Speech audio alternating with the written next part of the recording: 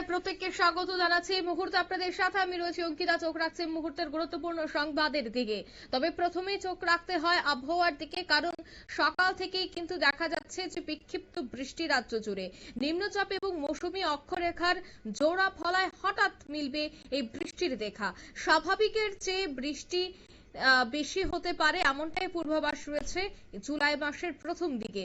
তবে আজ যেহেতু বুধবার, আজ রাজ্যে আংশিক মেঘলা আকাশেই চলবে, তার পাশাপাশি রোদ বৃষ্টির লুকোচুরি খেলা। বিস্তারিত সেই বিষয়ে জানবো। টেলিফোন লাইনে যুক্ত হয়ে গেছে প্রতিনিধি শতাব্দী দেবনাথ। শতাব্দী, ঠিক কি জানতে পারছো? একেবারে অঙ্কিতা, দেখো আজ বুধবার এবং সকাল থেকে হঠাৎ করে একটা রোদ দেখা মেলা, হঠাৎ করে বৃষ্টি ভেজা এবং গোটা রাজ্যের জেলাগুলিতে কিন্তু একই ছবি, রোদ বৃষ্টির একটা লুকোচুরি খেলা শুরু হয়ে গেছে। এবং কোথাও ধরা যাচ্ছে না যে হঠাৎ এই সময়টাতে রোদের দেখা মিলবে কোথাও, বা এই সময়টাতেই বৃষ্টি হবে, এমন কিন্তু একেবারেই বলা যাচ্ছে না এই মুহূর্তে। কারণ দেখো, আবহাওয়ার এটা খামখেয়ালিপনা লেগে রয়েছে। আর তার কি প্রভাব, তার পেছনে কি কারণ রয়েছে, এই কথা কিন্তু বা এই উত্তর ইতিমধ্যেই দিয়ে দিয়েছে মৌসুম ভবন। কারণ তোমার 28 জুন গোটা দেশে কিন্তু ছেয়ে গেছে বর্ষার মেঘে ভরা দক্ষিণ পশ্চিম মৌসুমী বাতাস। আর তার কারণে কিন্তু একটা দফায় দফায় বৃষ্টিপাত, দফায় দফায় রোদের দেখা মেলা সেটা লেগেই রয়েছে।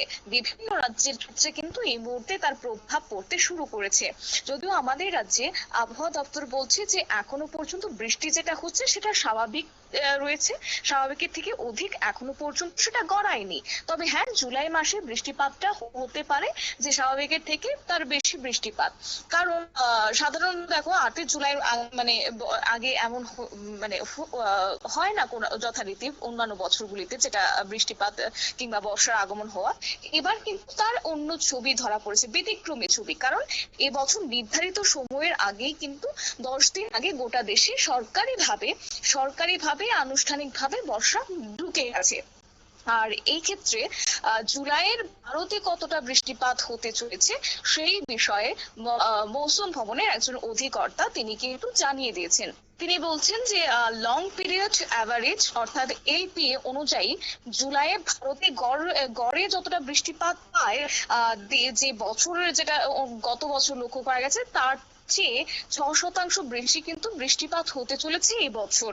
আর এছাড়া আবহাওয়া বিজ্ঞানীদের পরিভাষা অনুযায়ী তোমার বৃষ্টিপাতের পরিমাণ কিন্তু গড়ে যেটা 4%-এর মধ্যে থাকে, এটা স্বাভাবিক হয়ে থাকে। আবারও বলছি, যেটা বিগত বছর যে ছবি লক্ষ্য করা গেছে তার ব্যতিক্রমী ছবি এই বছর। কারণ 6% বেশি বৃষ্টিপাত পেতে চলেছে এই বছর গোটা ভারত একই বৃষ্টিপাত পেতে চলেছে। আর বিশেষ করে অন্যান্য বছর লক্ষ্য করা যায় যে 4% কিংবা 4.5 কিংবা 5 পয়েন্টে গিয়ে সেটা দাঁড়ায় বৃষ্টিপাতের পরিমাণ।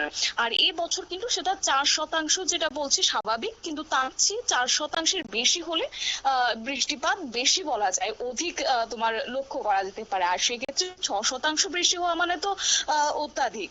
জুলাই এমনটাই কিন্তু পূর্বাভাস ইতিমধ্যে শুরুতেই দিয়ে দিয়েছে আবহাওয়া দপ্তর। এছাড়া যে কথা বলছিলাম জোড়া ফলা, হ্যাঁ, অক্ষরেখার যে দক্ষিণ পশ্চিম মৌসুমী বায়ুর যে জোড়া ফলা, তার প্রভাবে কিন্তু বিভিন্ন রাজ্যে বৃষ্টিপাত হচ্ছে। কারণ এই মুহূর্তে বঙ্গোপসাগরের উপরে যে তৈরি নিম্নচাপ তার কিন্তু স্থান অলরেডি তারা পরিবর্তন করে ফেলেছে। সেটা আজকে বুধবার এবং মঙ্গলবার সেটা ঝাড়খণ্ডের উপরে অবস্থান করার ফলে এবার বৃষ্টিপাতটা কিছুটা হলেও কমার আশঙ্কা রয়েছে। তবে হ্যাঁ, আজকে বুধবার রাতের মধ্যে সেই নিম্নচাপটি আরো কিছুটা উত্তর পশ্চিমে সরে দেওয়ার লক্ষণও দেখাচ্ছে এই মুহূর্তে আবহাওয়া দপ্তর।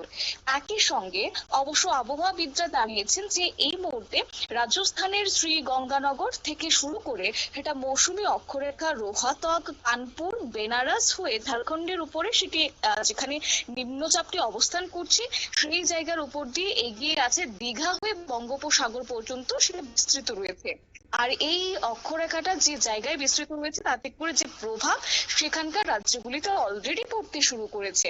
তবে হ্যাঁ, আমাদের রাজ্যে কিন্তু তার প্রভাব যথারীতি পড়ছে না, আর সেটা অত্যন্ত বলা চলে যে স্বস্তির ব্যাপার। তবে হ্যাঁ, রীতিমতো বর্ষার যেহেতু আগমন হয়ে গেছে রাজ্যে, তাই সেক্ষেত্রে কিছুটা হলেও প্রভাব পড়বে, সেটা বর্ষার ইনিংস লক্ষ্য করা যাবে। মৌসুমী আর অক্ষরেখার প্রভাব কিন্তু সেই অর্থে আমাদের রাজ্যে পড়ছে না। এছাড়া নিম্নচাপ এবং মৌসুমী অক্ষরেখা জোড়া ফলায় গত কয়েকদিন ধরে বৃষ্টিপাত হয়েছে রাজস্থান সহ তোমার হরিয়ানা, এছাড়া হয়েছে তোমার পার্শ্ববর্তী রাজ্য বাংলাতেও। এবং তবে বুধবার সকাল থেকে সেই আবহাওয়া কিছুটা হলেও বদল লক্ষ্য করা মানে যাচ্ছে বলে আবহাওয়াবিদরা জানিয়েছেন। এছাড়াও আরো একটি বিষয় বলে রাখি, এই মুহূর্তে বঙ্গোপসাগর নিম্নচাপ বাংলা থেকে সরে গিয়ে সেটা ঝাড়খণ্ডের উপর যেহেতু অবস্থান করছে, তাতে করে এর অভিমুখ কিন্তু রয়েছে একদিকে মানে এটির গতি পশ্চিম এবং উত্তর পশ্চিম দিকে এগোচ্ছে, আর তার অভিমুখ হচ্ছে ছত্তিশগড়। আর মৌসুমী অক্ষরেখা যেহেতু সক্রিয় হয়ে গেছে, তার প্রভাব বিশেষ করে পড়ছে ছত্তিশগড়, ঝাড়খণ্ড সংলগ্ন যে এলাকাগুলি রয়েছে সেই জায়গায় বৃষ্টিপাত হচ্ছে। আর সেক্ষেত্রে মেঘলা আকাশ এই রাজ্যগুলিতে লক্ষ্য করা যাচ্ছে। একই সঙ্গে 30 থেকে 40 কিলোমিটার বেগে ঝড়ো হাওয়া বইছে রাজস্থান, হিমাচল প্রদেশ, মহারাষ্ট্র, উড়িষ্যা, অসম সহ একাধিক রাজ্যে। আর আমাদের রাজ্যের ক্ষেত্রে কিন্তু অসমের যেহেতু সেই প্রভাবটা পড়ছে, আমাদের রাজ্যে যথারীতি ছিটেফোঁটা বৃষ্টিপাত হওয়ার একটা সম্ভাবনা রয়েছে। তবে হ্যাঁ, বিকেল গড়াতে বৃষ্টিপাত হতে পারে বেশ কিছু জেলার ক্ষেত্রে, এমনই ইঙ্গিত আবহাওয়া দপ্তরের পক্ষ থেকে দেওয়া হয়েছে। এছাড়া যদি বলতে হয় তাপমাত্রার কথা, তাহলে কিন্তু তাপমাত্রা একটু হলেও ঊর্ধ্বমুখী রয়েছে।